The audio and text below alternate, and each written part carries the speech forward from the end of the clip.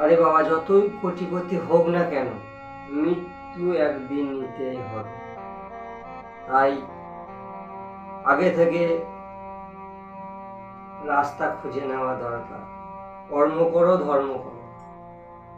কর্ম দিনে করো, ভগবানের রাত্রে ধর্ম করো। ভগবান শিব হৃদয়ে থাক, সব পাপ ধুয়ে যাক।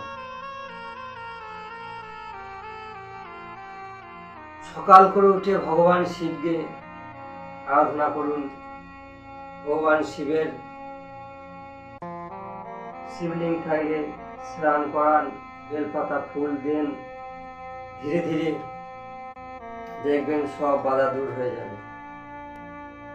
যখন ওই গজাসুর ভগবান ব্রহ্মার কাছে বর চাইলেন, আমার যেন মৃত্যু না হয়, আমি যেন অজর অমর হতে পারি,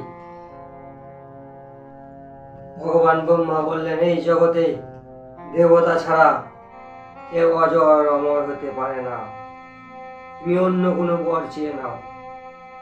তাই তিনি বললেন, আমাকে এমন মৃত্যু দেন যেন আমার এই ভূমিতে মৃত্যু না হয়।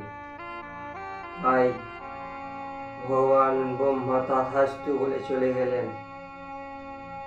আর এদিকে গজাসুর কি করলেন, এই জগতের যত ধর্মস্থান, ব্রাহ্মণ, সমস্ত দেবতার আসন গ্রহণ করার জন্য দেবতাদের ব্রাহ্মণদের অত্যাচার করতে লাগলেন। তখন ভগবান শিবের আরাধ্য নগর গেলেন।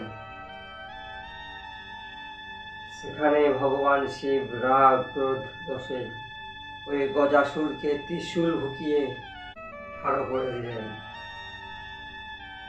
মৃত্যু দিলেন না, ঠাড়ো করে দিলেন। বহু কষ্টে মৃত্যু হয়।